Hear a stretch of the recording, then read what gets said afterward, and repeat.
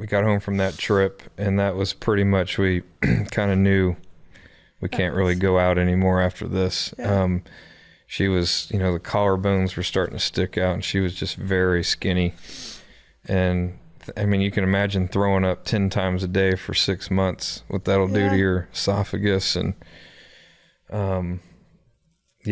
and so, you know, I was trying to be the best caregiver I could be. I'd really locked in on being with her 24/7. You know, I never left her side. I wanted to not have any regrets. I wanted every second I could with her, you know, but I was exhausted because we didn't have any in-home care. It was me doing it, you know, with her parents that were able to help me and her sister. Yeah. And they were a great help. So July 12th, which is a Wednesday, I woke her up. She went to bed that night, never went to the bathroom. Typically I got to help get her up, help her go to the bathroom. Never went to the bathroom, slept till like 11 a.m. Sister came over to see her. She wasn't awake, and I said, well, I'm going to wake her up since you're here. So I go and I wake her up, and she is totally doesn't know where she's at. So I calm her down. She finally gets her bearings where she's at. Bring her in the living room. She's talking with her sister, but just can't seem to stay awake, wanting to fall asleep. Her sister leaves for some appointment she had, and I told Haley, I said, why don't you let me help you to the bathroom? You probably need to go. So I get her in there, and she cannot go. Spends like 30 minutes on the toilet trying to go to the bathroom, can't make it happen. And so I pick her up and put her in her wheelchair, and I think that energy she exerted from doing that like set her over the edge, and she had this like episode that still sticks in my head. And I was like freaking out. And so I called the hospice nurse, and I was telling her what was going on. And she said, okay, she's very close. I'm headed that way. And so I wheel her into the living room. Weston's coloring in his playroom. And she just like goes limp. And I scoop her up like a baby, you know, and I'm holding her like this. And I like fall to the ground, and I'm, you know, screaming out. I'm crying. I'm like, don't go like this. I can't do this. And you know, I think she's literally dying in my arms. And I was able to pick her up, and I set her in her chair, and she like all of a sudden just comes to, like totally wakes up, and she's like, why are you crying? And I'm like, you know, I'm like speechless. She's like, I'm thirsty. Can I have some water? And I'm like, do you remember anything from the last hour? She's like, I've just been in my chair. And then I was like really seeing the signs, you know. She's very lethargic, falling asleep. You know, and Weston watched this whole episode where I'm like holding her. And he runs in there, and he's watching his father hold his mother. And, you know, he had to witness that. And so luckily he had a science camp to go to. So my mom came over, picked him up, took him to camp. And Haley was still like trying, you know, fighting to stay awake. And hospice nurse comes, and I call up my pastor, who I was supposed to meet with already that day because I needed to talk about, you know, I was struggling. Yeah. And I called him up, and I said, hey, I can't meet today, but can you come pray at my house? We're at the end. And he said, I'll be there. And he was there in like 5 minutes, because he runs a little Bible study in his home, and me and Haley were a part of that. So he's like a really good friend of ours. Yeah. And he comes in, and Haley always, the last year, she said, when I die, I want to die in my chair, surrounded by the people that I love. That's how I want to die. And so she's in her chair, and it's my mom and the hospice nurse, and I called her parents. They were coming back from the lake house. They were up there for something, and so they're headed to come to my house. So it's my mom, me, Haley's friend Julia, Miss Sharon, who's like a second mom to Haley, and then me and Pastor Daniel Lumpy. And she's she's asleep. And so we're praying over her, and, you know, that God welcomes her into into his kingdom and all that. And she kind of comes to, and she's looking around, and she's in her chair surrounded by people she loves. And so she's thinking she's dying right there. So she starts panicking. She's like, it's happening, isn't it? This is it. This is the end, isn't it? And I'm like, we're all like, shh, shh, shh, you know, it's okay. Everything's fine. We just wanted to sit with you. That's all, you know, because we want her to be calm. Yeah. Because she was terrified of death. Terrified. Well, you should be. Yeah. At her age. Totally scared. You know, because typically when you die later in your life, you have a lot of family to go see. Well, she's like one of the first. Yeah. You know, that's scary.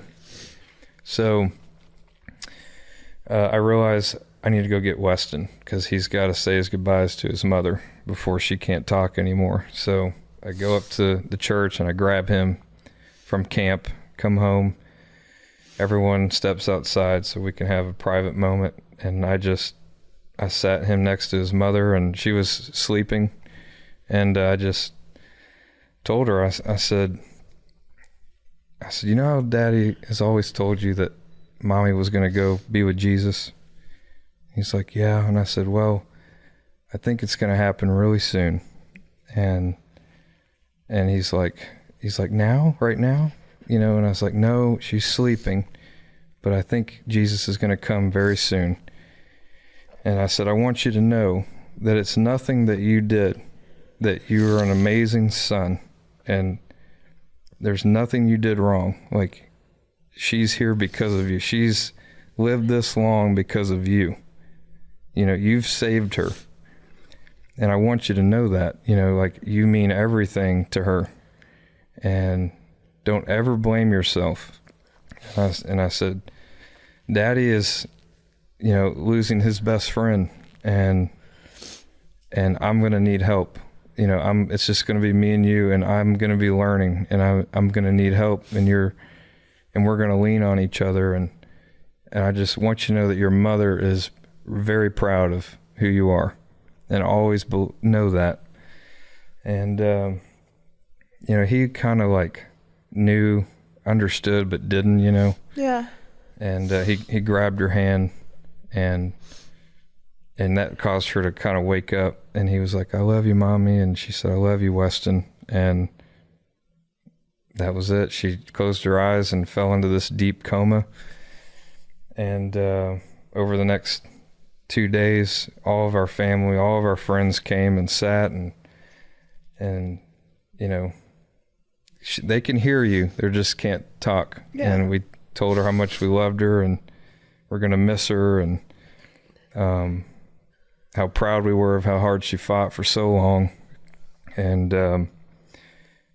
you know, it was amazing to see the people that you just don't, when you see people really get emotional and like lose their composure, it shows you what that person meant to that person. Yeah.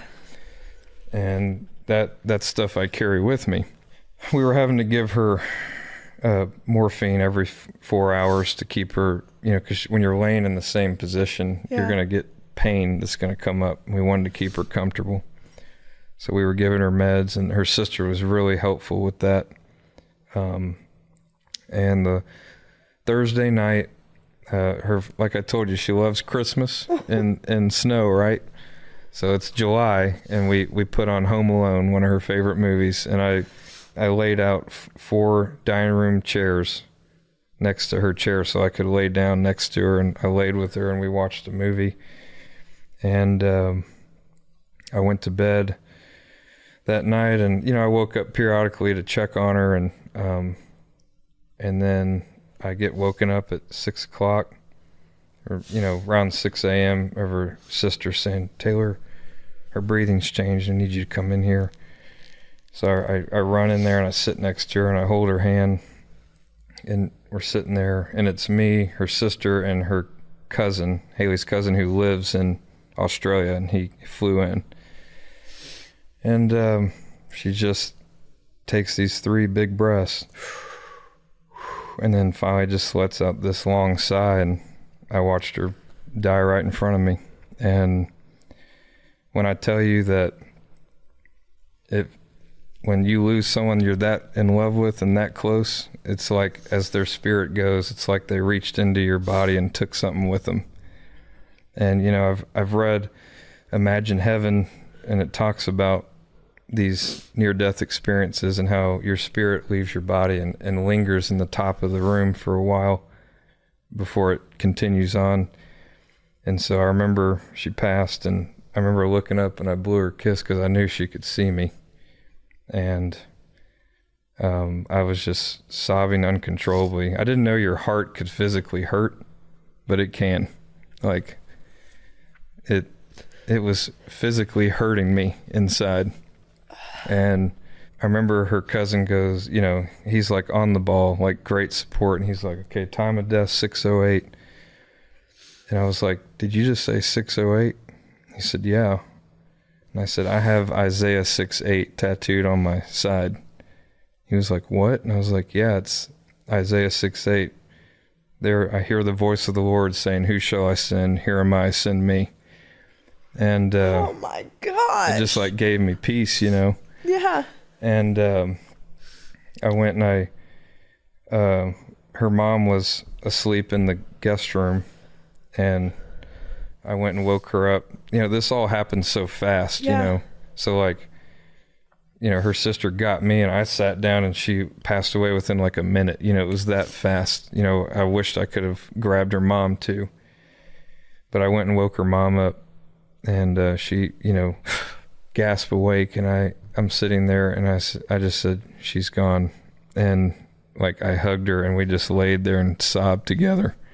And I remember she was like, I want to see her. And she runs in there and she's screaming, my baby, you know, and, you know, that sticks out in my head because it was awful to hear. And we went and got her dad, and I made 3 calls: hospice nurse, my mother, and my best friend. And my best friend was at my house in like 3 minutes. It was like record time. He comes in and he's crying, and, you know, before you know it, there's like 25 people in my house of friends and family that showed up. So the hospice nurse was having to come she lives like an hour away, so she was driving. So Haley had been deceased for an hour and a half by the time she got there. And she said, she walks up to me and she said, I'm going to ask you to do one last very hard thing. She said, I need you to carry her to the bedroom. Oh. And I said, she goes, I can get someone to come do it unless you want to do it. And I was like, no, I want to do it. I want to. She's my wife, you know, like I can do that. And because they wanted her in the bedrooms because she was going to clean her up so we could all be it, because she didn't look great, you know. And so I went in there and I asked everyone to step out, and they all went to my backyard, which Haley's chair is like here. And then there's like 2 big bay windows, and then my backyard. So you can see right in. Yeah. I remember I got down and I picked her up, you know, and at that point, she had been deceased for a while, so it wasn't like an organic, you know, human body. It was this stiff, like shell of somebody I loved, you know. And I remember I picked her up, and I'm walking to the bedroom, and I glance out the window, and all my loved ones, family, friends, and they're all standing there silently, just watching me carry my deceased wife. And a lot of them can't even talk about it to this day. It really made an impact on them. And to just see that was really hard for them, you know? And I walked in the bedroom and I set her on the bed, and I had this flash through my head, and I set her on the bed, and it was like I had given her 99%, and that was my last 1%. Like I'd given her everything I had, and all of a sudden 8.5 years of all the sacrifices I made, the late nights in the hospital, the cleaning the sheets or the carpet when we had accidents, and running to the store to get her food that she needed, or medicine, or emergency room trips, all the hoops we had to jump through to go to any event or vacation. It all flashed through my head in like a second. And I laid her down, and I literally, like, in my mind, I said, like Christ on the cross, it is finished. Like, I finished the race. Like, I never quit, and she's at peace. And like, I remember just falling to my knees, sobbing on the side of the bed, knowing that, like, I left it all out. Like, I gave everything I had. And I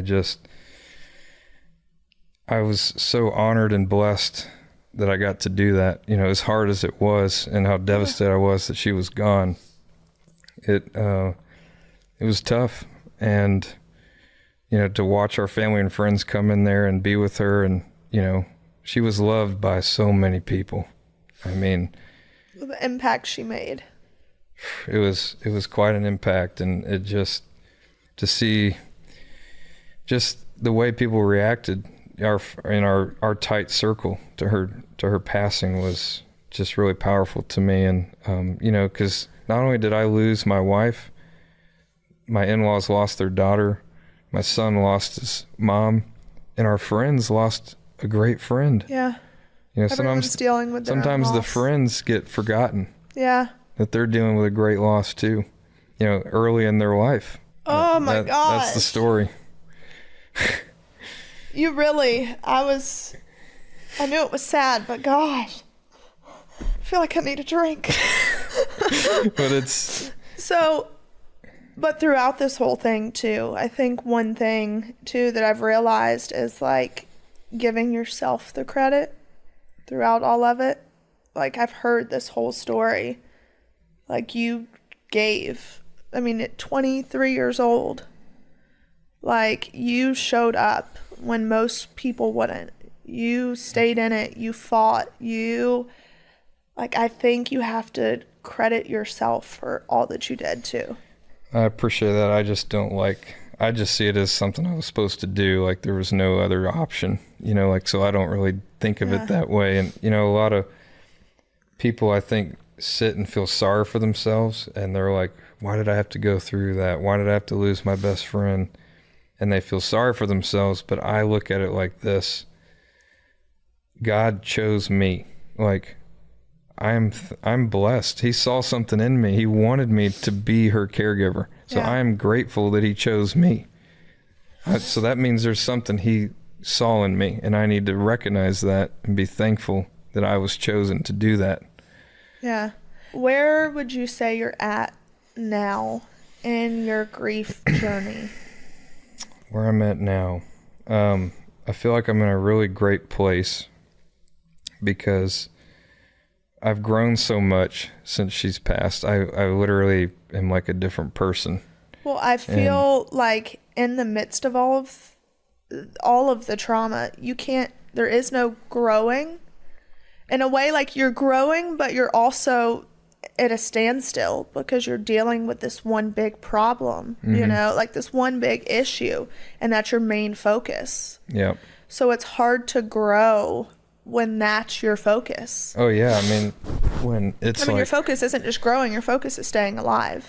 Yeah, that's very true. When all of your focus is on one thing, it's hard to take care of yourself at the same time and make sure that you're in a good place. And it was just a lot to deal with, and that was the hardest part, was after she passed, and everyone kind of left the house, and it was just my mom there, and the hospice team came literally after 30 minutes of them taking her out of the house. Hospice showed up and took all the medical equipment, like, it's like on to the next kind of thing, and took all the equipment. And so the house went from like being very cluttered to like empty. Everyone was gone. It was just my mom, and she was like helping me clean up the house, and I was sitting on the couch. Her chair's empty for the first time. She's never coming back. She's never going to be in that chair again or be in that bed. My greatest fear of 8 years has happened. It just happened. Yeah. your mind's trying to wrap its head around like what just happened. And I remember sitting there and I was like, what am I going to do now? Like, this has been my life. Yeah. It's a very hopeless, scary feeling. Well, this is all that you've known since you were 15 years old. Yeah. So. And so how far out are you now? So she passed 2023, July 14th. So we're coming up on 2 years. Okay. So I'm in a very good place. Many people know I'm very big into fitness. I wish people would turn to their faith and taking care of themselves health-wise, because you will find so much freedom in that. Yeah. And valuing your health, that's been a huge thing for me. And I've found a version of myself I didn't know existed. And I believe in myself now more than I ever have. Yeah. And I don't feel sorry for myself. I'm not a victim. I don't need people to feel bad for me. It is what it is of what happened to me. It made me a very strong human being that I am today. I'm just so different than most people at this age. I see life very differently. And I'm just grateful that I got to be the one to have the front row seat. And she changed my life forever. And But throughout this grief journey, there had to have been times of just like pure anger. Oh yeah, there was just like angry at God, angry at life, like. Yeah, I would say I definitely had more moments of anger before she passed. It was like after I kind of had this bigger understanding of like that, like death is a part of life and we all are going to go someday. And I've just become so much stronger in my faith that I know because of my faith, I will see her again. It's just not here on this earth. It's just going to be in a different sense. And I'm going to see her in her perfectly healed body. So that brings me peace. And were there times where I was angry at God? Yes. But honestly, I'm being totally truthful. Since she passed, I've had no moments of anger. I've had moments of sadness where I miss her. Yeah. I miss her all the time. I miss her spirit. I miss her just being in the room when I'm watching TV. But I'm not angry. I think anger leads to, I think being in a victim mentality leads to anger. Yeah. You know, like when you sit there and you're like, why me? Why did I have to go through this? Then you become angry. And it's not fair to Haley if I sit here in my anger and my sorrow and feel sorry for myself. I need to be out living and not waste any more time. And what would you say your advice to people would be that's listening, that's having a hard time getting in that mindset? 'Cause that was a question I saw a lot. Okay. People were like, I'm 2 years out and I'm stuck. I'm angry. I can't move on with life. I can't move forward.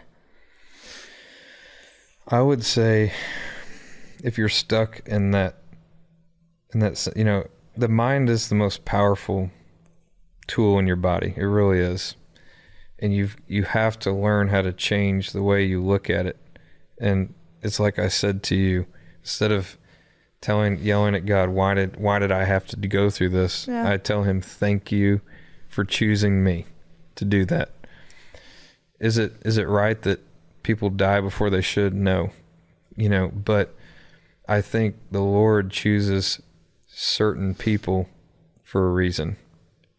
And, you know, I think, you know, as the verse goes, I leave the 99 to save the one that went astray. Yeah. And if she was used to save one person that went astray, then it's worth it, you know.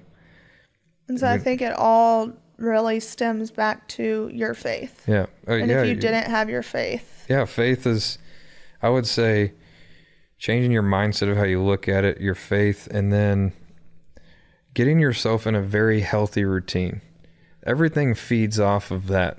If you get yourself in a really nice, healthy routine of getting up early and eating healthy and walking or working out or doing something positive for your body, going to church, getting involved in Bible study, having supportive friends around you, that's all going to help you move forward. And I wish there was an easy answer, and this probably comes off a little harsh, but sometimes you just have to, like, it happened, suck it up, and, like, you just got to move forward. Yeah. There's really no easy answer. No. Like, everyone deals with it differently. Yeah. Everyone deals with grief differently. So it's like, what good is it going to be to sit there and sit in your sorrow? Is it okay to feel sad? Of course. I have that same mentality and have said the exact same thing. And it's also different when you have a child that's sitting there who has already gone through so much that you're looking at and you're like, all right, like, we got to move forward. Mm-hmm. Like, these can't be all the memories that he has. These can't, like, when you have a child to look at, it snaps you out of stuff a lot quicker. 100%. Your whole story, I'm like, I was not prepared for this. I don't think anyone in this room was prepared for that. No, none of us. This episode of Unlocked is brought to you by Progressive Insurance. Fiscally responsible, financial geniuses, monetary magicians. These are things people say about drivers who switch their car insurance to Progressive and save hundreds, because Progressive offers discounts for paying in full, owning a home, and more. Plus, you can count on their great customer service to help you when you need it, so your dollar goes a long way. Visit progressive.com to see if you could save on car insurance. Progressive Casualty Insurance Company and affiliates. Potential savings will vary. Not available in all states or situations. All right, so a lot of these questions are really good. Some of them are completely unhinged, and it makes me question humanity. But this is a really good one. Okay. Caregiver for my mother for 11 years, struggling to find my purpose after her death. That's a good one. Did you struggle with this? I think I think I got a little bit of a blessing in my sense. And what I mean is I have this large following now. And so my purpose became not caregiving for Haley, but caregiving to provide people with hope that you can move forward. So that became my purpose.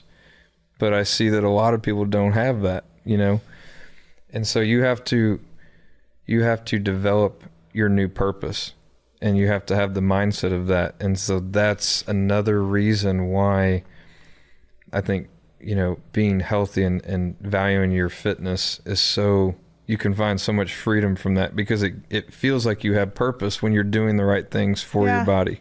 Mm-hmm. In my opinion. Okay. Does your son ask about his mom often? Oh, yeah.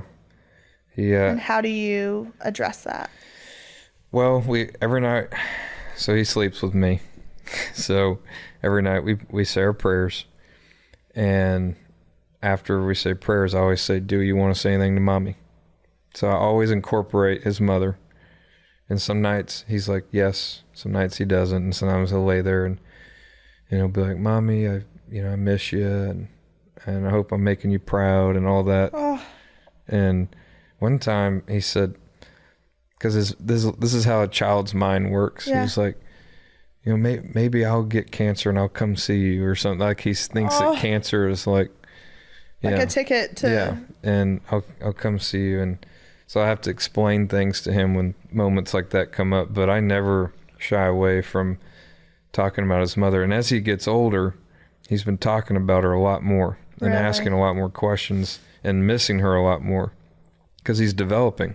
Yeah. He's remembering how she was an amazing mom. No matter what pain she was in or how she felt, she never took away a time to lay with him, be with him, play with him.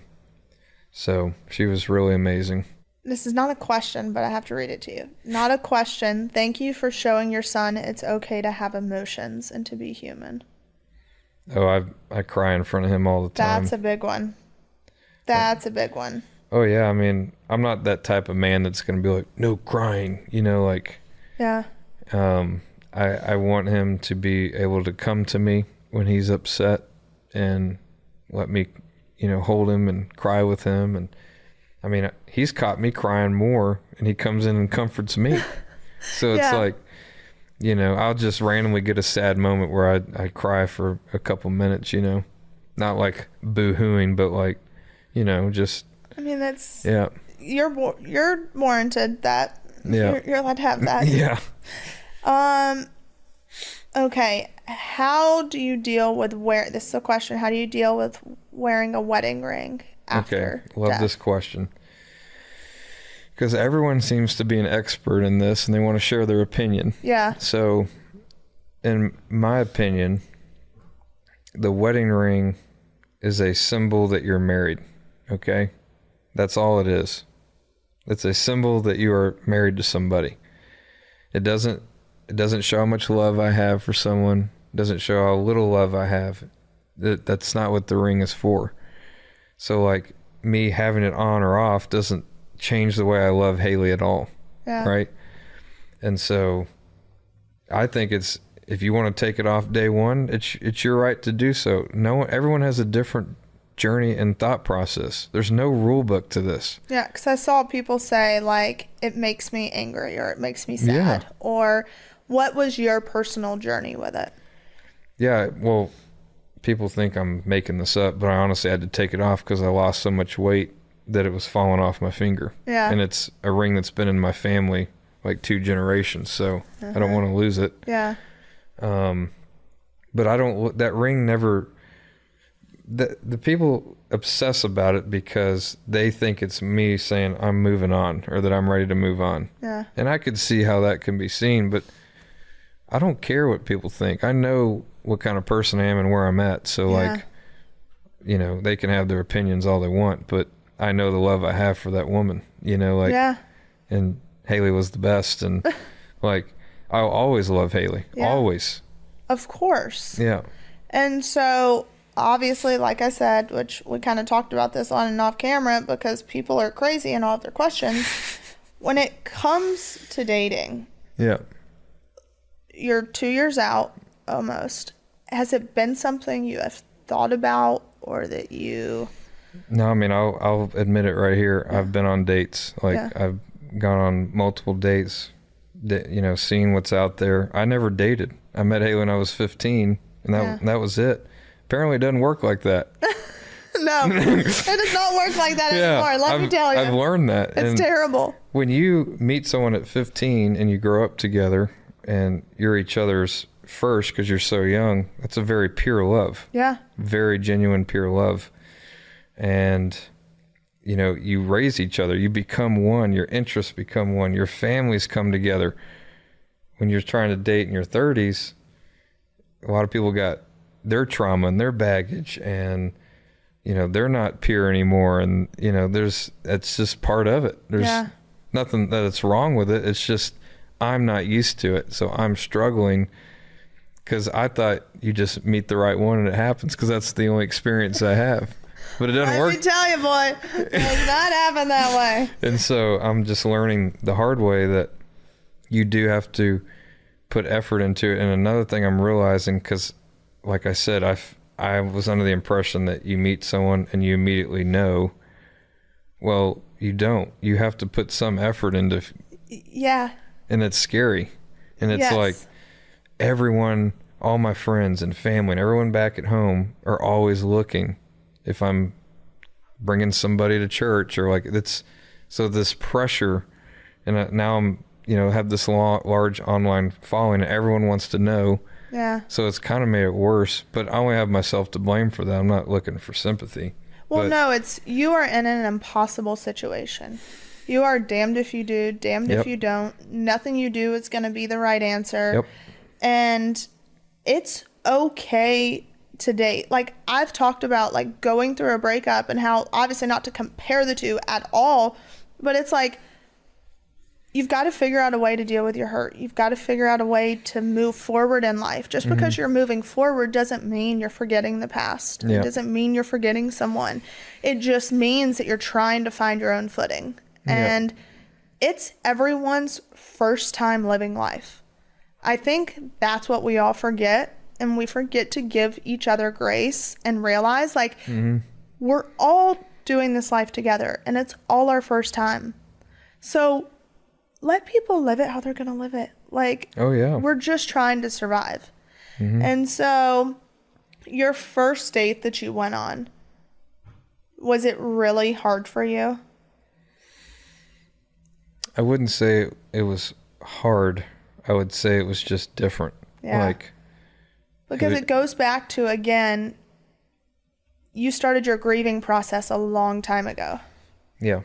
Yeah. Yeah, and I don't know how to date. I'm learning all this.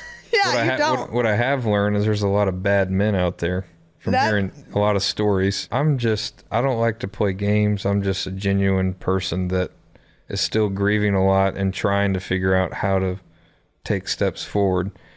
Sometimes I do feel like in the moving on phase of dating and all that, I feel like sometimes I take, 4 steps forward and 2 steps back, like I'm constantly, I don't know, I feel like I'm in a good place, and then I realize, God, how do I make room for someone else in this heart? Like, I carried that woman when she died. Like, how do I sit at a dinner table and get someone across me to understand what I've seen and went through?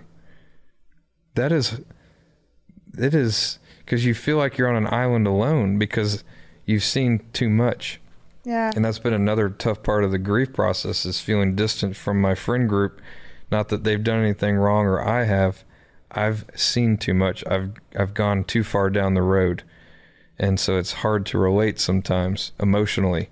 Yeah. And same thing with soldiers that return and why they go so distant, because they've seen too much.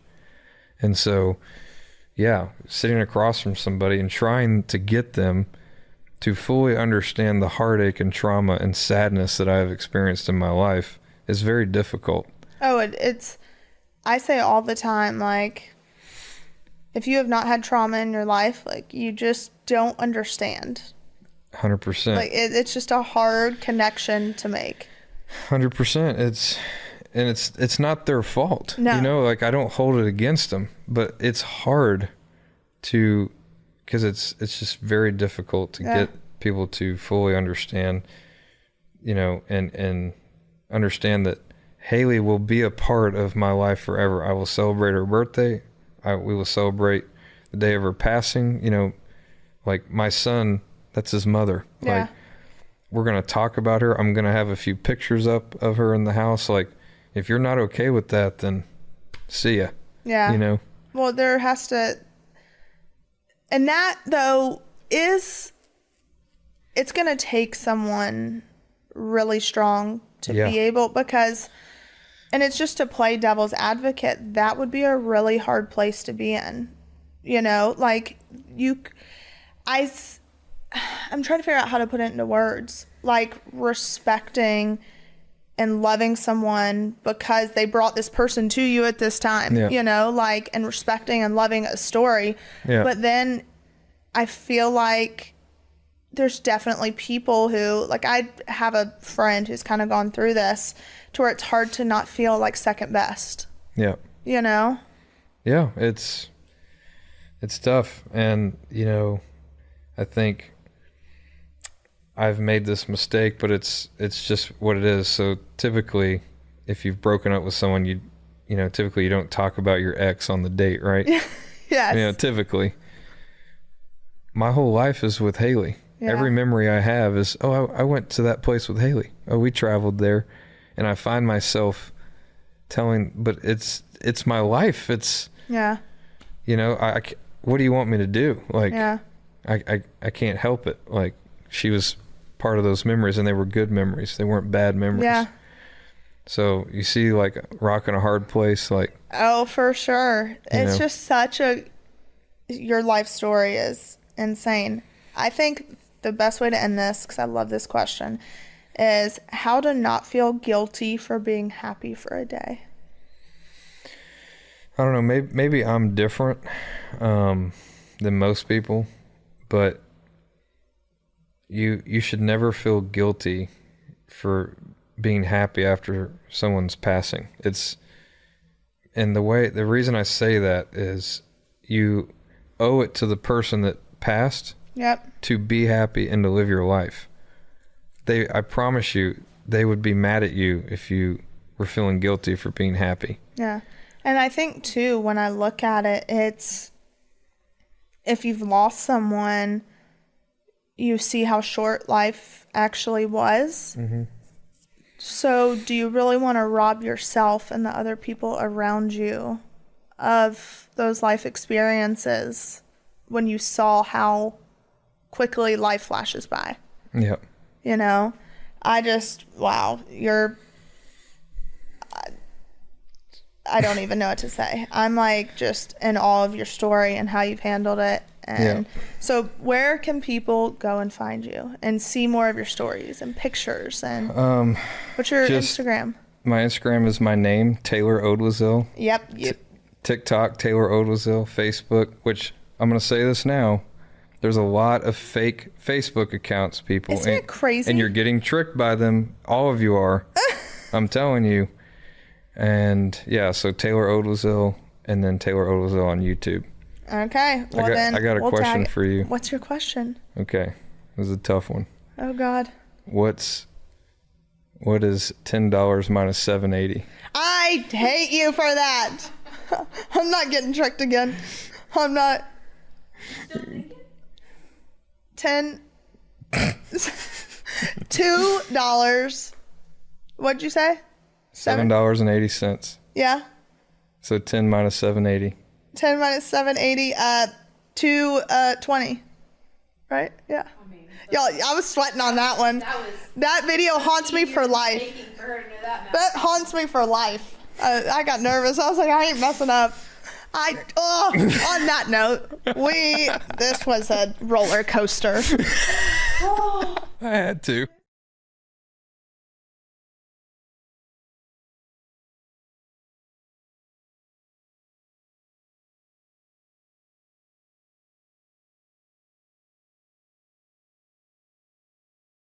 That was, what do you? I remember just for me, like being a friend, but also doing hair the 2 times, because, you know, y'all are known for your hair. Yeah. The 2 times that she came in before she was remanded, yeah, you know, we were taking her brunette so that it grew out well, because we didn't know how long she was going to be in. Yeah. And that was so hard. But the hardest for me personally was I came over the night before y'all took them. And that night was so emotional. It was because you saw like... Can I talk about the bear? Yeah. Okay. Yeah. Julie was actually not there. I had shown up and you were there. We had hugged for a good like 2 or 3 minutes. Yeah. And then I went into the living room and everybody was in there and we were playing, and then Julie had came in like 30-40 minutes later, and she had went to, was it Build-A-Bear? Yep. And recorded prayers for each one of her children. No, remember what had originally happened was she did it for Chloe. Yeah. Because like she said Chloe's prayers with her every night, so she did a bear for Chloe. Yeah. And then Grayson wanted one. She didn't realize, like, just because that was something that she and Chloe always did, was prayers every night. And then Grayson, like, had tears in his eyes, and he was like, but I want one too. What about me? Yeah. And, like, Build-A-Bear closed in, like, 30 minutes. Yeah. And she, like, raced to Build-A-Bear and made him one, made him 2, made me 1, made Chase 1, and, like... We all still have it. Like, I still play it. The kids don't. Someone played it the other day, and Chloe freaked out and was like, that. don't play it, because she hasn't listened to it at all. Yeah. But from an outsider's perspective looking in, I can't imagine what it was like receiving those, but watching y'all for the first time play them to yourselves and listening to it was so heartbreaking. And then I stayed for a good like 4.5 hours. Yeah. I think there was like 3 or 4 hours left that I wanted to give the family by themselves before they had to go. And Julie walked me out, and it's going to make me cry. Yeah, it's going to make me cry too. She was like, I don't care what happens to me, but just please take care of my children. Yeah. And that was the last time that I saw her until I was approved to go and visit her. I know, I'm sorry. I'm sorry. But then when you got approved to go and visit, have y'all heard this story? No. Holly's gonna die laughing because Holly's Please like, give it to me. So, please give it to me. so it took me a minute to get approved. 'Cause I that don't- was- I sent in my stuff and they just ignored it. That was Yeah. the same. I did mine like 6 Yeah. months ago. Nobody ever even I responded. just They're like, kept, "No, girl." kept on and kept on and kept on. So, And like they're very, especially with where mom's at, like she's at a camp, but it's part of a bigger facility. So there's a men's place right there. And that men's facility houses the country's like most people with sex crimes. Oh, And so like what does that have to do with that? your dress code's very... your dress code is very like no shorts, no rips, no tank tops, no shoulders showing. If you have a dress on, it's got to be past your knees. Like Right. Wow. very strict. And she went over all of these rules with me at least 6 times before I went. But he's also never like none of us have ever been Yeah. to a prison before, so you're like all Right. on high alert, just like not even. Right.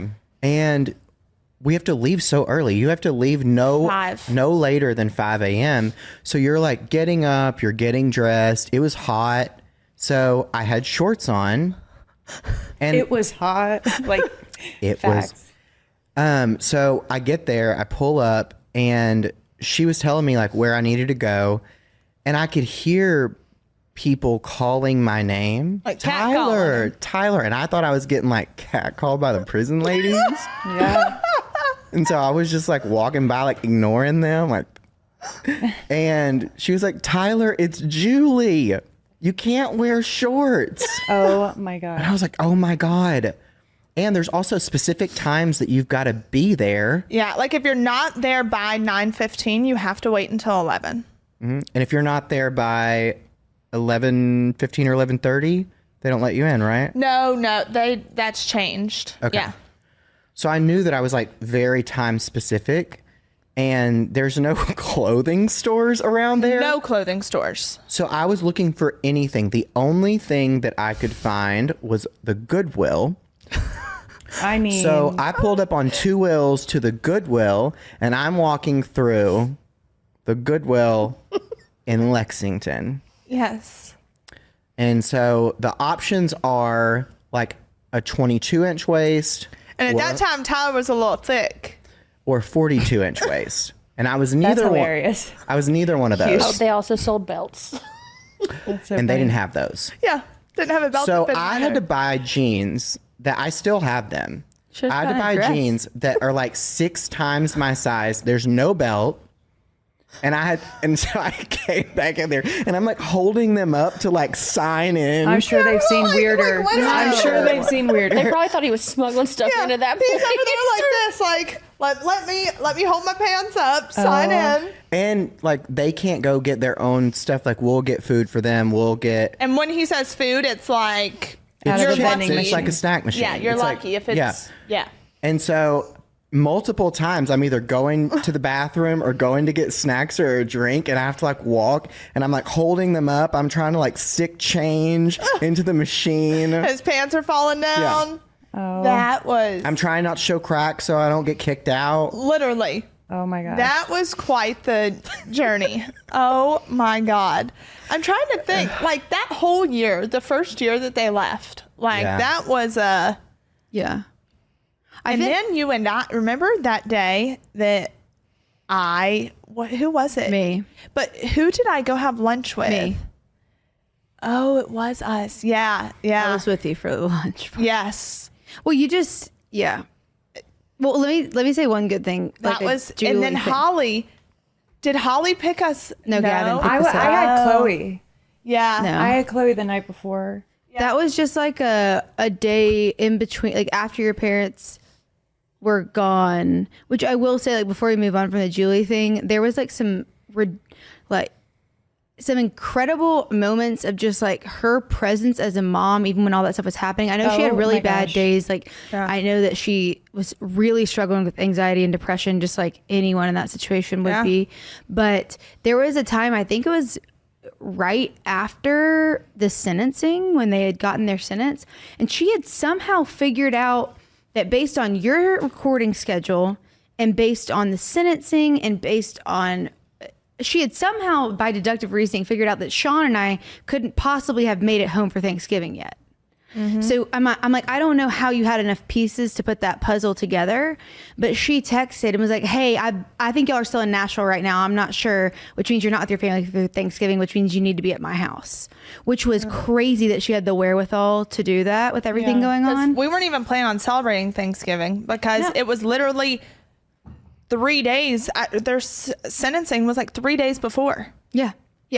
So it was around then. I think it was Thanksgiving. I just don't know how she did that. But speaking of people that hold it together, which is what you do almost at every moment of your entire life. There was just one moment, I think we had recorded something here at the studio one day, and then you and I went to lunch, and it was just like every piece of the weight of the world was on your shoulders. Yeah. And we went to lunch. We had like a couple glasses of wine. And I had already accepted, like, I'm not going back and doing work. Like, this lunch is going to be as long as it needs to be. Yeah. And it was a long lunch. And then we got back here and you just like melted down completely. But most people are in that situation that you're in could never handle it like you do and break down way more than that. Yeah. So I was glad you were. I was like, I'm so happy you feel comfortable crying. Just cry. Yeah. Aaron was like, cry, get it out. Yes. And I was like, I trust me, I am at this point. Like sobbing. Yeah. Incontrollably. But I just think it's such a buildup of energy that you really don't have any place for it to go. So I think about that as a positive thing when you do get to that point. Because I'm like, that needs to get out. Yeah, it does. Yeah. But even just that whole year, like between mom and dad leaving, they left in January. And then what else? Nick, I know, but in between Nick, there was something else that happened. I just can't remember you what. were just going to court so much, I feel like. Yeah. I mean, even and dealing with lawyers. Oh, and yes, that's what it was. Yeah. I wanted to add one thing is that I just assumed that I was going to get Chloe a lot after they went away. And that didn't end up. I mean, of course, I got to be with her a lot, but I literally thought, she's probably going to come live with me. Holly was like, she can just come live with me. I really thought, I was like, I want her, please. She can come be with me. And you're like, no, our family takes care of our family. I was like, okay, but I also can take care of Chloe. And so I remember, this is sad, it'll be quick, but I remember being in the kitchen. I guess, was that Thanksgiving? Your parents had 3 days. It was on a Friday night. We were all at the house and Chase was there. And I was asking Julie, like how she did her hair, Chloe's hair, so I could buy the things that she buys and fix her hair and help fix her hair. And as soon as she was about to say it, Chase was like, "Can I cuss on here?" Yeah. Shut the up, Holly. They're not going to prison. And this was on a Friday. We had already gone to court, everything, but they were trying to get maybe. Trying to no, I think like a motion for reconsideration. Trying to and didn't you try to get their sentences staggered so your mom or dad could So that was still in potential mistrial territory. They were literally like going away Monday morning. Yeah, they were going Monday morning. Okay. And this was on a Friday, and I was just simply trying to get. I knew it was like a sore subject, but I was like, can I just get the products that Chloe uses? That you do such a good job. And Chase was just like, there was just so much denial. Nobody accepted the fact that they were going away until they got there. But like, and that was something that like mom and I've talked about of where she wishes they would have done. It was an impossible situation, but she wishes they would have actually prepared to go, because they didn't. Everyone was in so much denial that like they didn't do anything to prepare to go. Like, not packing the kids' stuff up, moving them, packing their stuff You did up. all that by Oh my yourself. gosh. Yes, Yeah. me and Nick. Yeah. Me, Well, Nick, yeah. and Jill. And Jill. then Chad. Me, Nick, Jill, and Chad. I think. I came. Because but I Chad just at the hung time was out. living I with drove me, through it. remember? Yeah. And When you think so- about the stress of that year, when you're like, what else happened besides my parents going off to prison and my ex-fiance passing away? Yeah. It's if you needed more. I think a lot of that you're thinking about is the stress of all of the financial stuff that came after. Yeah. Well, and Just you that's something too, is people comment on my social media, and it I know. Tyler got Tyler's love been, the social Tyler's media been going fight. back at them, but people comment and will say like, "Oh, I feel so sorry for you, like living off of mom and daddy's like stolen money, and you know you're rich, it's easy, like stop trying to act like it's so hard." And I'm like, dude, do You really you don't know how all this played out. Yeah, I'm like, you really Well, don't know. first how of all, you have a played out. picture of a cat in your profile, no followers, and no posts. So I'm all set on an opinion from you. Yeah, literally. That's the thing. It's I struggled. Like I know what it feels like to not know how you're going to pay your bills that month. Yeah. Because I was left with I remember. 3 mortgages and 2 kids. lawyers well, and you went kids from 2 or 3 and show salaries to zero. to 0. Nothing. I was canceled for a year, for a full year. It became just the podcast and then real estate, which was very time Yeah. consuming and hard to pull off with everything going Yeah, on. because like, especially And it too, I was in was a just recession getting, I here. was just getting into real estate, Yeah. and like, your first year, you're pretty much, Yeah. like working for every deal that you get, and then, and that's the thing. It's like people have this misconception of like I'm sitting on like millions of dollars, and I'm like, if you know where it is, please Yeah. walk me to We'll it. all go I would help her love to dig it see up. it. Yeah, let Yeah, me know. they'll all help me dig it up at this point. But I know what it's like to struggle and to not like. I used to not have to go to the grocery store and look at like I would just buy whatever or Pricing, like yeah. not prices, all that. But like I was at a point to where I had to tell the kids no to stuff, and I had to put I put their needs before mine, and I was I don't know how I did it, but like somehow I was able to do it. And then on top of it, when I went to sell their house, mom and dad's house, I was a licensed real estate agent doing what I do, and the government tried to take my commission, my 3%.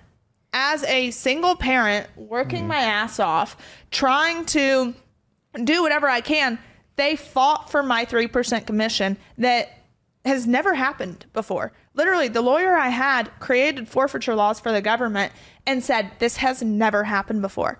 And I had to have him negotiate with the government, and the government took 1.5% of my They took commission. most of it. Yes, because they would not allow me to sell the house if they didn't get the money.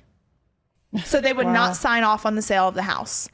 And that's the type of government that we have. That you have, I'm now a single woman of 2 kids trying to fight for anything that I can, and they just continue to strip things away from me. And then Literally anything. literally anything. And then come September, that's when Nick passed away. Yep. And I was going to see dad. That's what a lot of people have asked, was like, how was I able to tell mom and dad? Chase was going to see mom. Yep. So Chase told mom, and then I was going to see dad, You had landed. and I had landed, and that's when the news article hit. Yep. And It was a thank God news for article. Holly. But yeah, was because on the news. it was on the news. But then right after you told me, like, the first article hit. And if it wasn't for her telling me, you would have found out. I would have a found different out way. through the news. Or your dad would have found out not from you also. Yeah. And that was the thing, was I was looking at it and I was like, I just wanted to get home. But then I was like, I have got to tell him. Like, I've got to be the one to tell dad. And I walked in and like, I looked like a freaking Yeah, you were a hot wreck on mess. the phone. And I told dad, and he originally thought it was something with like Chase or someone. Yeah. And I still did not want to believe it. Like, I looked the other day at my messages with, like, when that whole thing happened, and too, because I had a lot of regret in my relationship with Nick too. And it was on both ends. Like we both, it was one of those, we were together 5 years. This is really young. That's the problem, is you both still had a lot of growing up to do when you were together. Yeah, like a lot. Yeah. And I take full responsibility for, my role in things.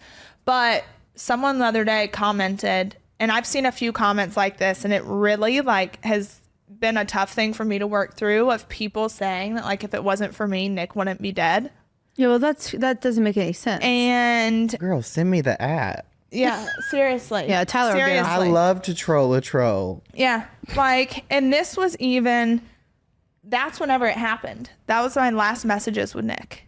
Oh. And right before, I had sent him, we were talking about real estate, and then I had sent him a song that was like, maybe we said goodbye too soon, was the lyrics to the song. I've got the text. And then, but this was September 23rd at 9:40, and I literally just said, please don't tell me you're gone. Please, I love you. Don't be gone. I don't believe it. And then no response. And then at 8 o'clock that night, I said, I love you. And the messages were still going through.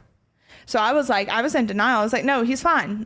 He's fine. They just don't know. At that point, you hadn't gotten back and you seen kept it yourself. asking me if, you were asking me very in denial questions, but I called you, and then you said, on my flight to see Dad, and I said, are you okay?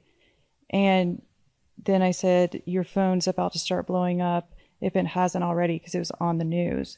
Yeah. Just wanted to make sure you knew what was going on, and you're with somebody who loves you. That is so great. That was so. Why did I say all that? Yeah. That's a lot. Yeah, and I wanted to know that kind, nurturing part of that the makes family. sense to me. Okay, well I know, but not saying. I would panic because then you do capital letters. What? What's going on? What is it, Holly? And I was like, you just I said don't want to Nick do this. Gotten. Yeah, no, I said Nick. Again, what happened? Is he okay? I said, I don't want to do this over text, but it's on Channel 4 News, and I know people are about to blow your phone up. He was in a motorcycle accident, and he did not make it, Savannah. I'm so sorry. And you just said, oh my God. And then you called me, but I thought you were in the air. I was still in. You were, because you didn't even tell me he died. You literally texted me and said Nick was in an accident. And I said, was he okay? And you never responded. I ended up having to find the news article. And you landed, and then you called me, and you were asking me really erratic questions that one would if they found out somebody close to them died. And it was like, have they seen can I go to the hospital to see his body? It was very you wanted a confirmation because you didn't believe that I didn't believe it because my messages were still going through too. Yeah. And I just couldn't believe it. You were with Chloe and Gray. I was with Chloe and Grayson, and Grace, they just both put their hands on me and were they didn't know what to do because I was just shaking. I was a freaking mess. And even and that's the toughest part, was I had to, with that whole situation, I have every right to grieve how I need to and how I needed to, but I wasn't allowed to at that time. Mm-hmm. And so I struggled so much with that. And also our life was very public, I was pissed off at all the articles of Savannah Chrisley's ex-fiance.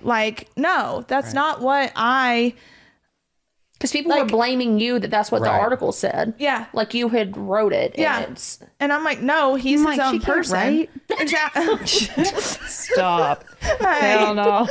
Did you know that Livestrong says in order to get that perfect body, well, you got to start now. Diet, exercise, and do all the crazy things, but don't expect to lose any belly fat for up to 2 months. And y'all know that timeline didn't really work for me. I kind of like instant gratification. Shocker. Welcome to 2024. I believe that you should have this summer body year round and not just during summer. If you cut 500 calories a day, 500 calories a day, you can lose 4 pounds a month. At 4 pounds a month, you've basically lost half your life, okay? So it's your choice. Weeks or months of calorie counting and boot camp gyms, or lose the fat in inches in one single visit to Sono Bello. Sono Bello is the only way to permanently lose fat and inches. Sono Bello doctors are masters in micro laser fat removal, a faster, comfortable one-visit technique. Wherever you have stubborn fat, tummy, sides, thighs, face, arms, or sagging, loose, jiggly skin, smile, because it's gone permanently.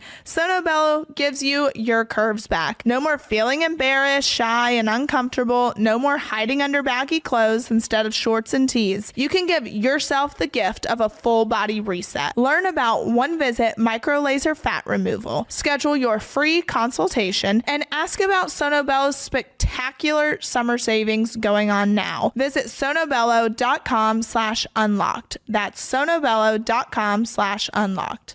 All right, guys, you know I have to absolutely love a product to show up and sound the way that I sound and be sick and still tell you how much I love it.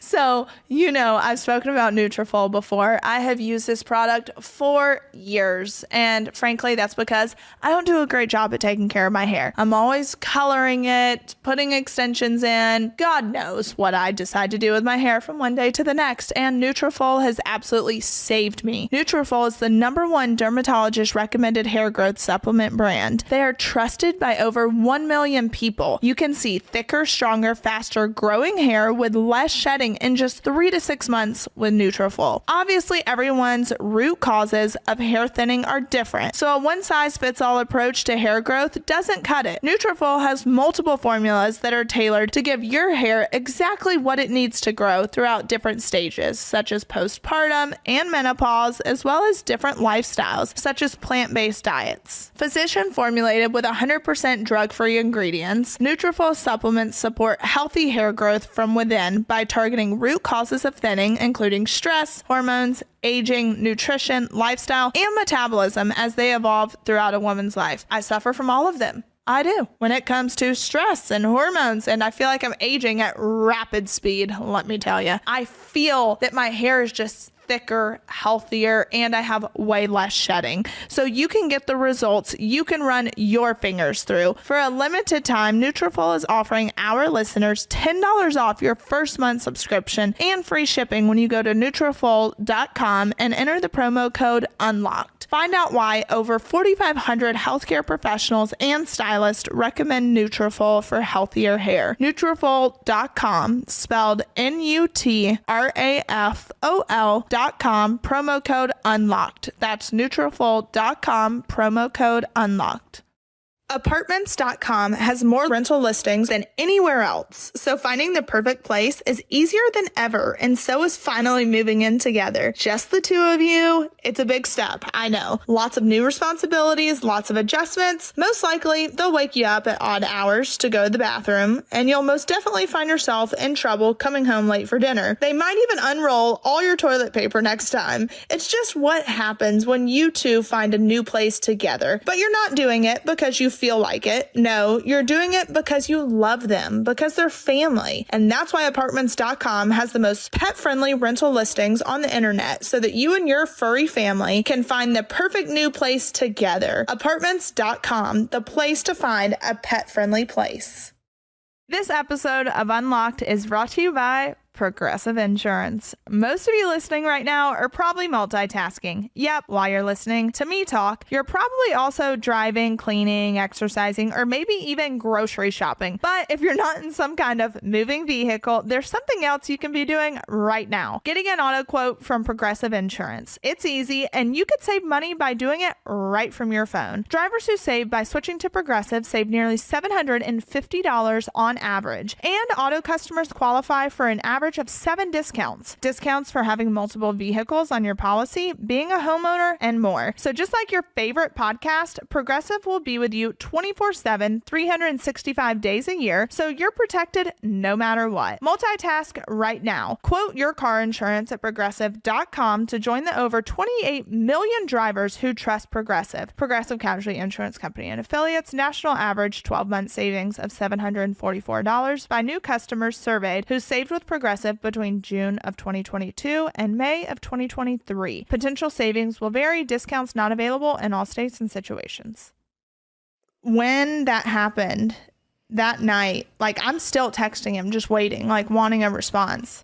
And I literally said, I'll forever be loving you. I'm sorry we never made our way back to each other, but we will one day. I miss you so bad it hurts. I missed you before you ever left. I'm so blessed and honored to have known you.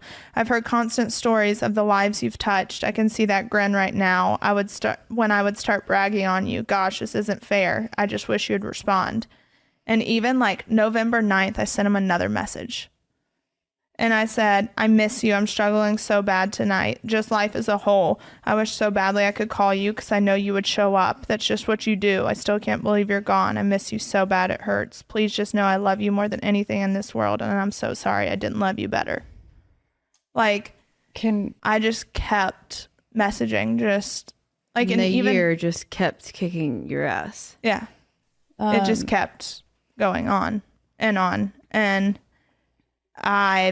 it was relentless. It was. Yeah. Literally. It felt like there's, I don't ever say feel like sometimes when stuff like that happens, people feel like they want to respond with everything happens for a reason. But anyone who's been through a ton of loss is like, you can believe in God and a higher power, but still feel like there's really no need to not have that person. Like I can't sign on for that.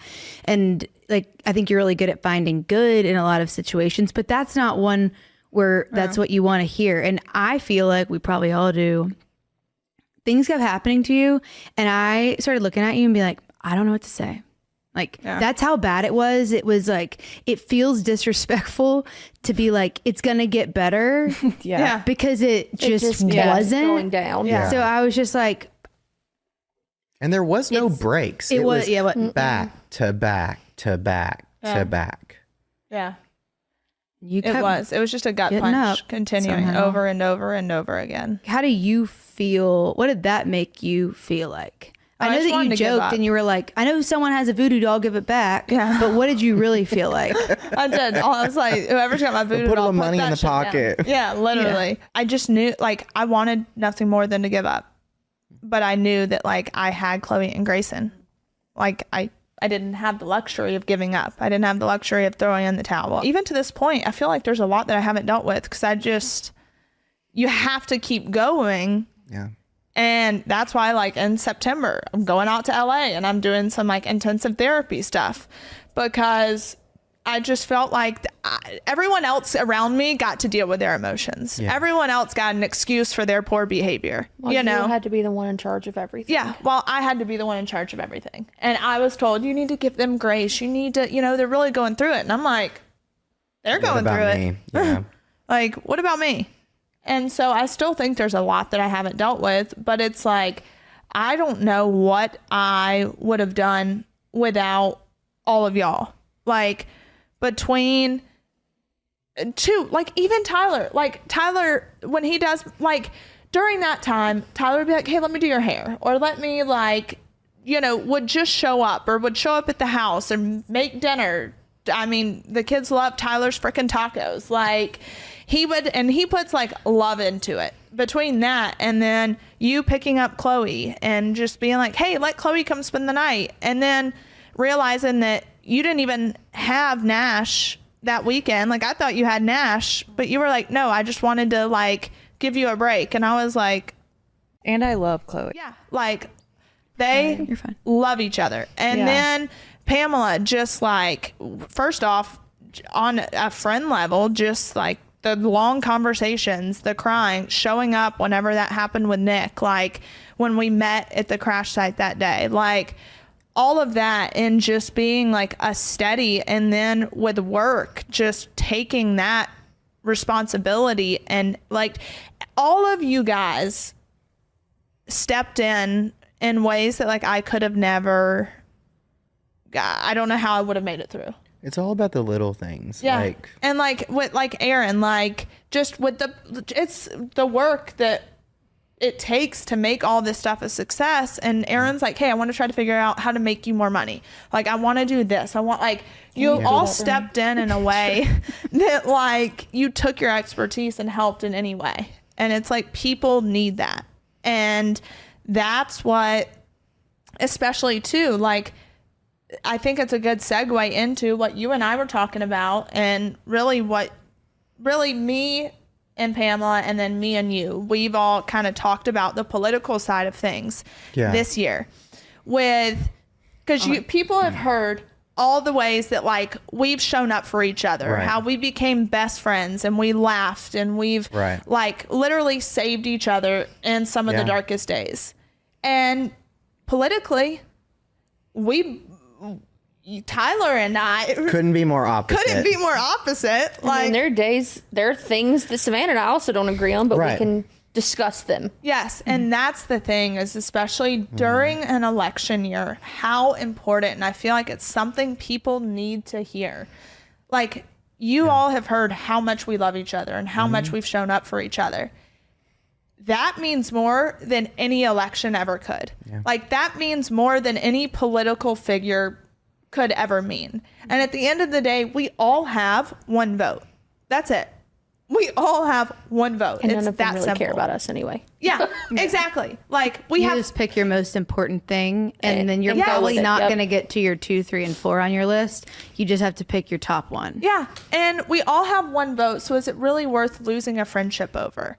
And during an election year, it is so important to lean into those friendships even heavier, that when you don't agree with each other. And have open Because they don't conversation. want you to talk. Like that's, I think the media really does lead us to not talk to people that you don't agree with. And I think that is the most dangerous territory we can get in, because it's so polarizing. So to be able to talk through it. And sometimes you have to also know when you've hit your boundary, like, you know, everyone's picking their most important thing, but is, you know, for some people's most important thing might feel like a betrayal to another friend or group of people, that it's like, well, I know that's your most important thing and that's that candidate's thing, but like, I feel like my rights are being taken away, or I feel like I need autonomy over this and I don't have it. And it's like, but that's the kind of conversations that if you can have them, you can keep it from being so dangerously polarized that we just don't speak about it.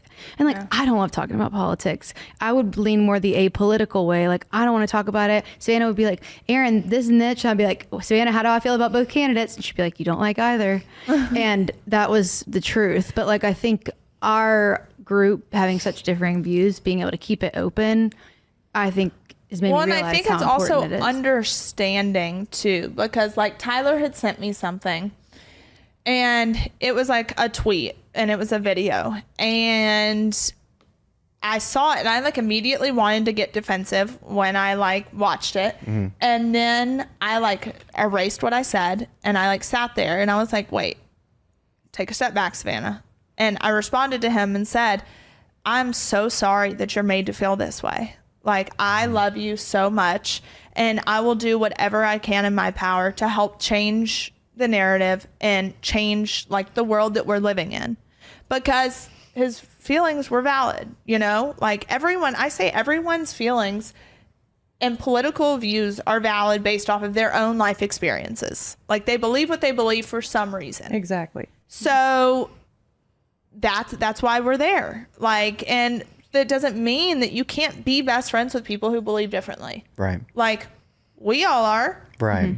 And that's where people really need to take a step back and understand a little bit better. Try to understand where someone's coming from. Doesn't mean you have to agree with them, but give a little grace and understanding and realize you only have one vote. Literally, one vote you have. It's not worth losing people who have been there for you for 5-10 years. Some of your best friends, family members. It's just not worth it.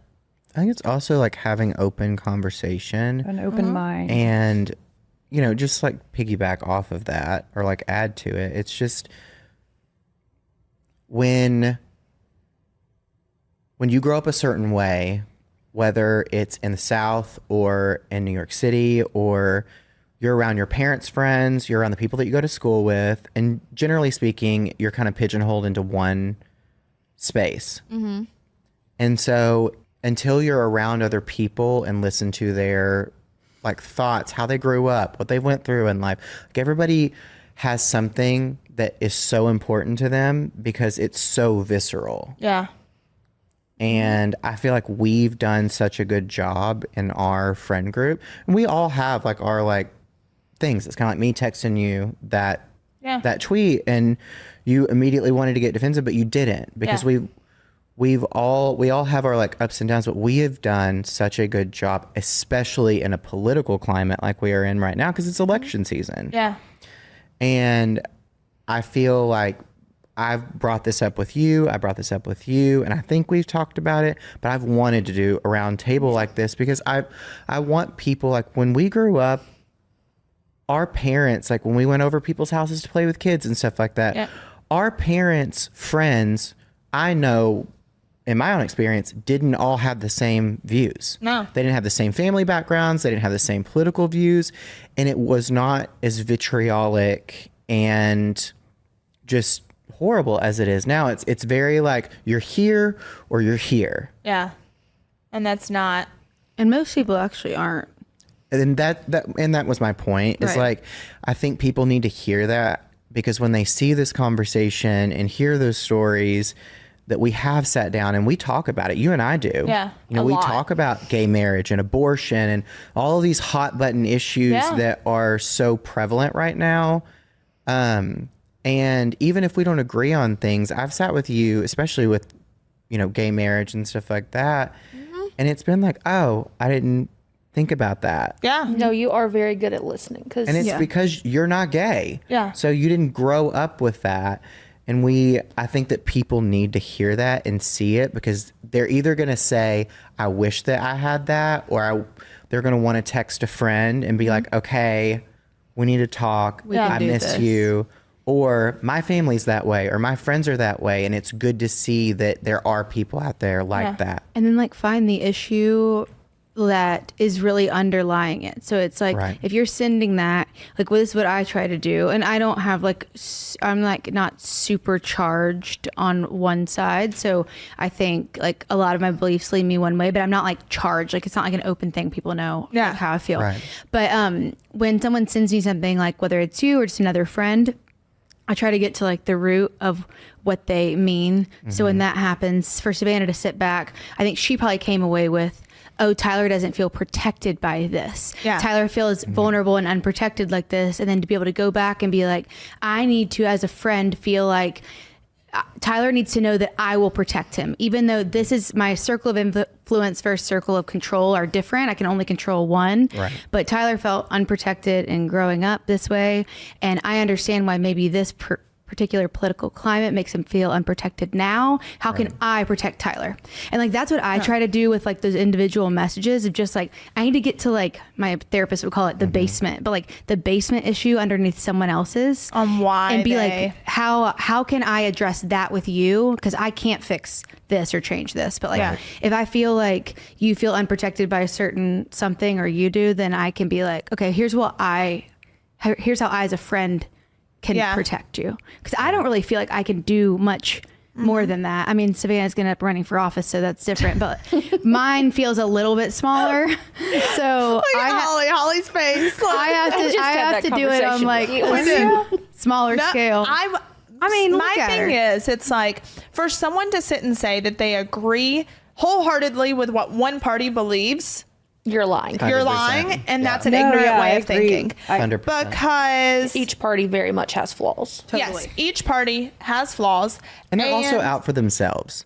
Yes, exactly. In my opinion. Yeah, whatever they can do to line their pockets is really what they're worried about. Exactly. And so the way that I look at it is if I can have a level of influence to hopefully change someone else's views or perspectives, whether it's a politician, someone running for the presidency, whatever it may be, if I can have conversations with them and say, hey, I know you've said these things, but hear me out.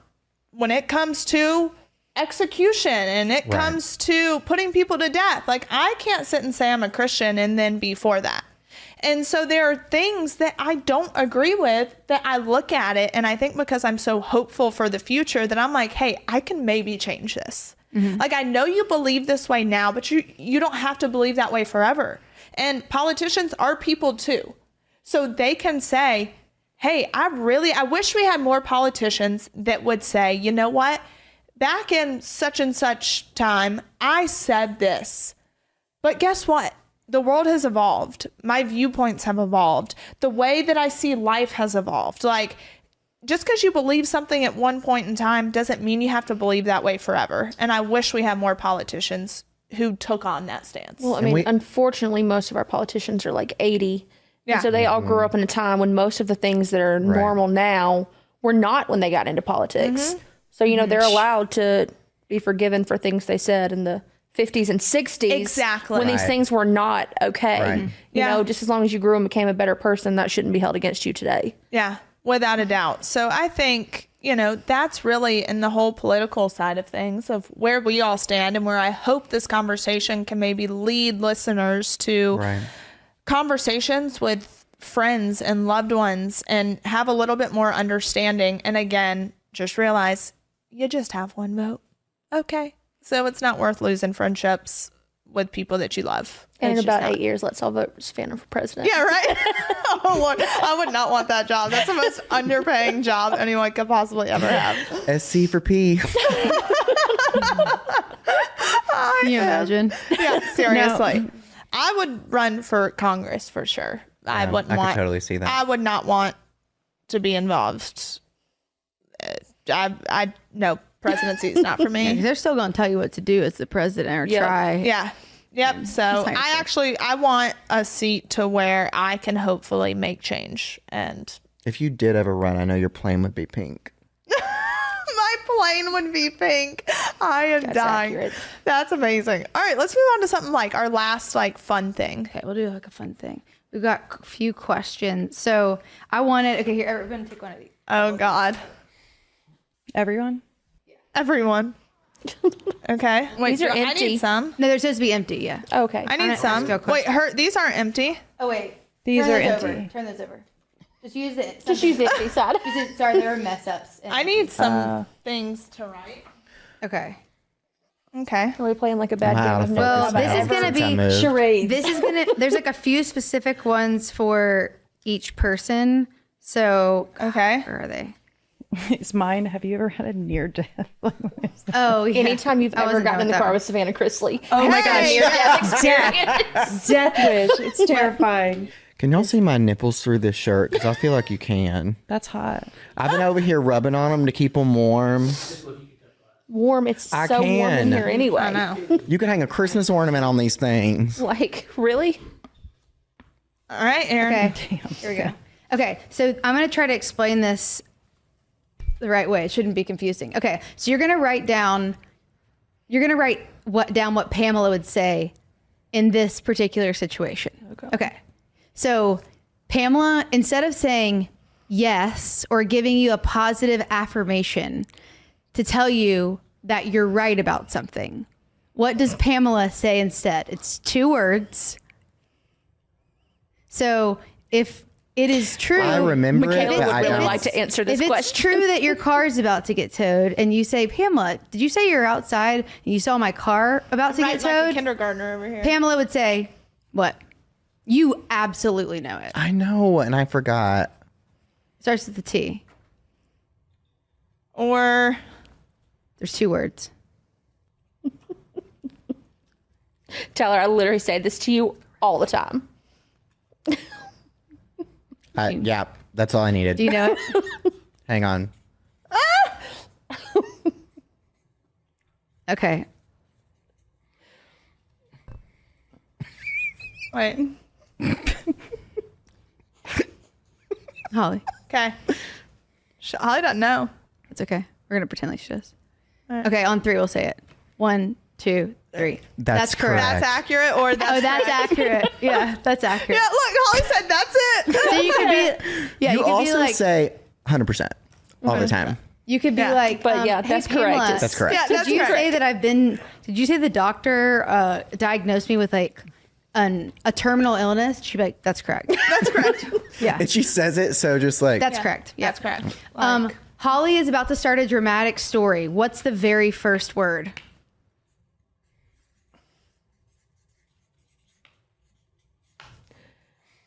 I feel like Holly very drastically says 2 things when she starts stories. Yeah, I don't feel like I'm dramatic. Oh, No, you no, do. no. Holly, No, you you're even not- got hand No, motions it's and not everything. calling you dramatic. You're No. just about to tell a No, story. when You're you're like, about to yo, tell yo, something, yo, you get yo. really excited about.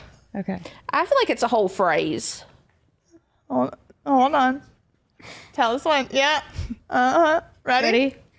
Bitch.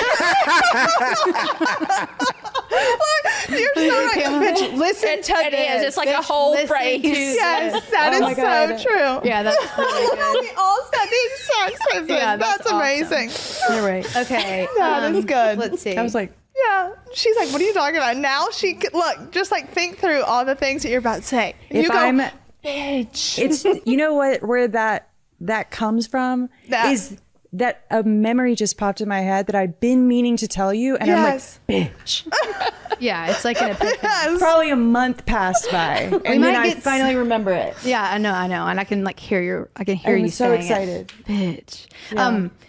There's probably going to be a couple variations on this one. What does Savannah say when she isn't actually listening, but she wants you to think she is? There's two. The first word's the same on both. But if you're going to go with one, go with the one later in the alphabet on the second word. Does that make sense? Or just write both. Let's see. Are y'all all good? There's actually a few things. Wait, hold on a second. That is not what she says to me all the time when she's ignoring me. Wait, hold on. Like every 3 words when she's not listening Oh, to me. yeah. Oh, there's a one-word answer, too. Does anybody know that one?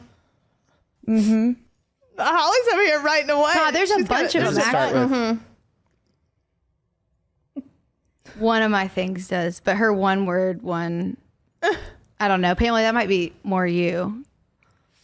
Got it. Because if she's in the car and she's not paying me any attention because she's scrolling Instagram, she says it to me every can 3 think of words. it. All right, let's see it. That's wild. That's crazy. Exactly. Yes. Exactly. Yes. She also says, wow. She says, Or, right. what'd you Or, say? Yeah. No way. No way. Yeah, she does that No one too. way. or she'll say, hold on, someone's beeping in. Let me call you right back. And I'm like, And nobody there's was talking. nobody hours, is days beeping back. in. I do that to her, too, It just sometimes. hangs up. Yes. I'm like, Here's what happens. If She Savannah wouldn't listen to actually me. calls you back, someone was calling. If you Yes. don't hear from Savannah again until the next day, nobody was calling. calling her. She was over. And I always think like, I really went a long time telling that story and I never got to the point. Yeah. And that's usually when she's like, somebody's calling me. Let me call you right back. I'm I like, don't ever remember it. lying. You're lying. I can always tell, well, like we all can tell now, but it's because there's always like a half second to a second delay Yeah. when you're expecting a response. And instead of it being like, oh my gosh, really? It's like, It's exactly. oh my gosh, that's crazy. 100%. I think y'all know this because you've witnessed me do it to other people. Like I'll be sitting in your chair and so I'll be on the phone with someone. I'll be like, oh gosh, sorry, somebody's calling. I'll have to call you back. And Oh Then yeah, I you've just told hang us up. all your tells. yeah, I mean, we know. But I Yeah. mean, Savannah and I'll get disconnected and just neither one of us. neither call back. Yeah, I know. Yeah. Tyler's I had to do a little bit different because he's got so many phrases. So the way I did Tyler's was write down one thing that you have only heard out of Tyler Bishop's mouth and nobody else. Where do I start? Oh, I got a good one. Let me think about this. One that's appropriate for. Well, Erin's mine's not probably appropriate. talking about like my southern sayings. No, I mean I have a saying. It's not appropriate. Is it about the razors? No. I'm not right. I'm not I right. don't think I've heard that one. No, the one-legged you guy. have. The one-legged guy in an ass-kicking contest. You say that one all the time. That's funny. Should I just say it? What is it? If I'm like coming in and I'm high, I'm like, I'm sweating more than a one-legged man in an ass-kicking contest. Especially if you catch Tyler at work. I put I could ship plumb through a screen door. That's a good one. That's a really good one. Anybody else have one? No, his one-legged man one. I think I heard him say it 3 times just last night. Yeah. Or I'll trade off. I'll say that, or like I'm sweating more than a whore on nickel night. Yeah. We're on nickel night. Yeah. Yeah, I say that a lot. That's a good one. Guys, you know what we did not touch on though? Hold on, we're not done with our game. We got one more Okay. question. All right. all of my dating.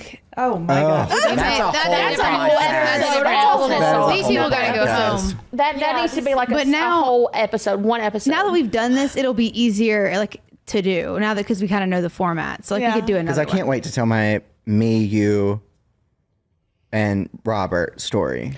I gotta run a list of stories. That's like to a share. good one. Good stories. Yeah, we're gonna have to do. We're gonna have to have a whole another thing. Okay. What's Erin's Well, question? we went to the Ryman. You know, we remember can that? save it for another time. It was the funniest thing because I thought she had drugs on her. She's like, we can't go through the security gate. And I was like, okay, Queen, I don't know what's going on, but I support you. Let's get out of here. We turn around. I had a Glock. She had a gun. And I'm like, my purse. Not just a gun, a Glock. she had a gun. We were in security. I had already gotten through, and she was like, Holly, no, I can't. And I was like, what do you have? Like, No, remember we went through and they were like, ma'am, we're gonna have to search your bag. and she's like, we gotta go. And I was like, okay. And way to Holly be moved the sketch. gate and like we jumped over and just ran. I had no idea what she had, but And I was like I have supporting it her. legally, guys. Like I believe in our Second Amendment rights, so I've got a gun like very legally. In Tennessee, you don't have to have like a carry permit, so nothing was wrong with it. But it would not have been seen Permitted. too kindly upon in the Ryman. When That's fair. when I And say they that would've was the took last it. thing I thought, Yeah, y'all, It's too much. but I definitely said bitch right then. Oh yeah, because she pulls out a gun. I was like, put that away. It's multiversatile, that word for you. Yes, it is. It is. yeah. I was trying to come up with a different one for me because Tyler and I always say mine. But if I'm not a fan of something, and you ask me to do it anyway, or you ask me to go hang out with someone that you know I'm not a fan of, or you ask me to do something I don't want to do. I'm blank. Busy. no, it's not. No, it's not. I'm It's 2 words. yeah. Oh, I know. I'm drawing a blank because every time I think I've made you get in the car and ride to Losers, this is coming out of You your laugh. mouth. Yeah, you laugh every time I say it. I This go, is an nope. Aaron phrase. Nope, I'm all. I'm all good. I'm all set. Yeah, I'm all set. I'm all set. The only other one I could think of was, this is one Savannah and I always say this to Savannah. You can't be blank and blank. You have to pick one. You can't be mean and stupid. You have to pick one. Like you've got to pick one. You can't be mean and stupid. You also have That's another a one. good one. We all have a lot of phrases. Guys, we have to do another one though that is strictly about dating because Yeah, we can. Oh We're already my at like gosh. 1:30. This is already 2 episodes. We're good. So we can do a We whole other definitely one need too. to do a dating one. But y'all, I would hate for us all to have to come back. Dude, we will have to come back. Her dating? I can't do that in 20 minutes. No. Do you know how long you and I have been great friends? Where would you like me to start? There's 7 just what named are we allowed to Jason. say? That's true. What are we allowed to say? I'm about to say everything. I think What about the gay all guy, the dude? cameras, No, the batteries, gay and guy. cards. I dated a gay guy who tried to sleep with Chad. Shut the Yes, we were That's like in a unfortunate. full relationship, and he was like sending ass pictures to Chad. That's really That's unfortunate. also worthy You of don't know about this? So she's trying to get her back blown out. Meanwhile, he's been over in the master bathroom. Jesus sending Christ. butthole pics to No. her best friend. Yes, Yes. pretty much. But the best part Honestly, of that that's whole a classic thing, y'all, gay. That was the first guy I dated after my divorce. after her and I was divorce like, too. Yeah. But the best part of the whole thing was Holly goes, I don't give a shit. Go for it. Yes, I You get did. it. I did. I was like, get it. He's great. And I really wish my marriage would have ended like that because there was I wasn't mad. You know what I mean? I was just like, aw, I was just, you know, were sad you can't supportive. be yourself. Yeah. Yeah. He didn't tell me and I never confronted him. So if you're watching this, I know, but I love you and I will forever be your fake girlfriend. If you ever need me, call me. Like, I support you. that's so kind. And we've Holly. all know. seen your butt. Yeah. Yes, we've all, yeah. Yeah. I haven't. I have. I remember. Yeah. So, all right, we're going to do another episode or 2 on dating because We have just so the many dating stories. apps, the We can't pass Remember up the our ones? taco. Remember the ones that we scrolled through of my dating? Dating apps are terrifying. Yeah, this is worthy of another conversation. yeah, and the amount of times y'all have saved my ass on a lot of different things. You know what Or our just favorite dessert come with is? you. What would that be, Tyler? Black tie mousse cake. I didn't even know they had that. That's a story. That's because We they have don't. nicknames for Is everyone. it a story? It You got bamboozled that night. Michaela and I stayed home. I did. I 100% did. Yeah, we've got We know what you're up to. We're Not going me. to bed. Yeah. At work. Sorry, can't come. Busy. we've got nicknames for everyone. We've got, and we'll end it on this, so give people a little cliffhanger. What are our nicknames that y'all can think of for people? Some of them for are me. too have to be revisited. All right, so we'll come up. Y'all just need to write down because y'all, dear God, I sound like such a. That ain't even close Here, to I all of sound them. like such a hoe. All we did was get Like, through. I'm All we actually did the was get through Samantha 2023. You know what? You You were we in barely Samantha graced the top of you were in a 2023. relationship No. for a long time, Yeah. and when that happens and you get out of it, you know. You'd like to, and two, you got to know, you got to try it all out, you know? Like, I was with athletes for a long time, and so then I was like, oh, no, definitely not an athlete. And one of them tried to creep back in the door after he got married. Yeah, literally. Literally. And I Oh, was yeah, I remember like, that. I really hope you have a prenup in place. And so I get blocked, unblocked, whatever. Welcome to People the will NBA. tune into the dating episode. I have no question about People will definitely tune into that. So we've got to get all of our nicknames. Dear God. You broke out of the gate swinging. That ass. And Your then- turn, your turn, your turn. Stop. Cut that. She's We're not. cutting that. Yeah. Yeah, so I really hope and pray you guys love these episodes because Not these pray. are probably my most fun episodes to date. Like my favorite ones. And then we're having a dating one coming up because that one, oh my God. The stories are priceless. They are. They really are. And Hang on for dear life on that one. yeah. I feel like I'm actually the Samantha Jones of the group. Y'all are fighting over being the sluttiest one right now. No, because I feel like you're Carrie with Mr. Big. I am Carrie with Mr. Big. Don't try to be me, make me some annoying character It's just true that because y'all won't. want to. No, That won't ain't you're thick. no, you're like she's a mix. Who? Charlotte. No, I feel like she's Miranda because That's the annoying one. no, because she's always the one that like keeps us in line and like She's the annoying one. I asked my coworkers today because I don't watch it. Which one do you not want to be? I in? Is don't it watch Miranda? it. I don't watch it either. So you guys can call me Holly's whoever. definitely Samantha too. So y'all are all just I'll slutty? share. We're all just slutty. Okay, that's a good place to wrap.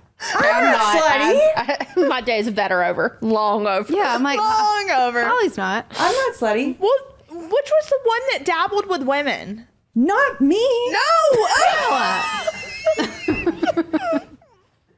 I think it was Miranda. I think it was Miranda. I think left her you're husband and then came back. Yeah. Yeah. I think you're Miranda. Definitely not. I'm would not you nearly say? that bitchy in real life.